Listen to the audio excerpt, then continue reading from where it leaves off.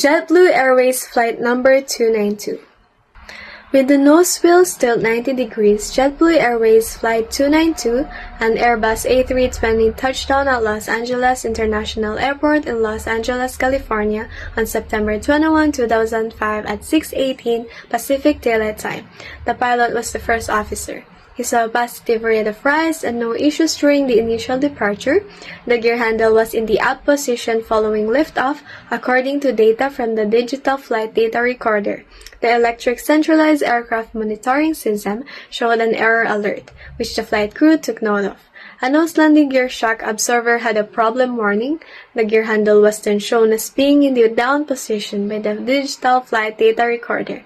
The captain kept assessing the issue to determine the state of the systems. The passengers and cabin crew received constant updates from the aircraft crew. The aircraft took a detour to Long Beach, California in order to confirm the condition of the equipment. The captain made the decision to fly past the tower. The tower, JetBlue ground personnel, and a local news helicopter advised him that the nose gear was canted 90 degrees to the left. JetBlue Airways flight number 292 was a planned emergency landing.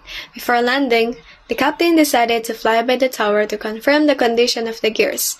He was again informed that the nose gear was pointed 90 degrees to the left by the tower, JetBlue ground staff, and a local news chopper.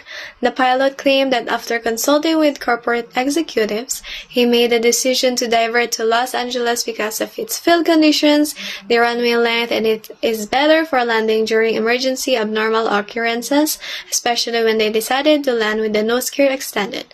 It was a suspended evacuation because in order to burn gasoline and land lighter, the team flew for several hours to land in a lighter weight. The captain and flight attendants worked together. According to the final report, the captain advised the cabin crews that everyone will disembark from the forward exits as there was no way to evacuate through the aft doors in the event that the nose gear collapsed. The captain will then recommend the procedure after the flight crew had instructed the cabin crew to follow the emergency protocols all the way. As we can see from what the captain, first officer, flight attendants, and the ground staff did, it was great teamwork. No one was injured, even though it was a suspended evacuation. It was for the purpose of being able to land in a lighter weight. Greetings, today I want to share my thoughts on what the cabin crew of JetBlue Flight 292 did well to ensure a safe outcome during a serious landing gear malfunction. Despite the aircraft's nose wheels being stuck at the 90-degree angle, the crew remained professional and handled the situation effectively. First, they maintained clear and calm communication with the passengers. In high-stress situations, panic can spread easily, but the crew kept everyone informed and reassured throughout the ordeal. Their composure helped passengers stay calm. Next, the crew followed emergency procedures precisely.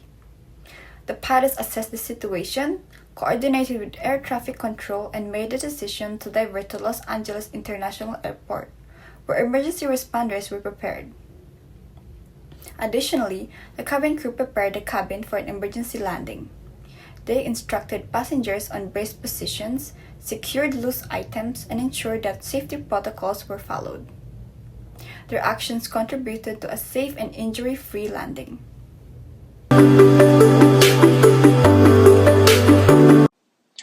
From what I noticed on the emergency landing of JetBlue Flight 292 is where the nose gear of the plane was turned sideways. It was considered an incident rather than an accident because it didn't result in a much larger scale of serious injury and fatalities where lives were lost. Although it was unsuccessful or quite seriously, the safety of the passenger was handled greatly by the crew, and the landing of the plane was safe. We can say that lucky plays are cruel rule due to the good weather and the nose gear didn't collapse, but let include the preparation of firefighter and other safety measurements provided by the airline. This provides the safety protocol of aviation, and where the professional training paid off the made, it is possible not to turn into an accident. Thank you for listening.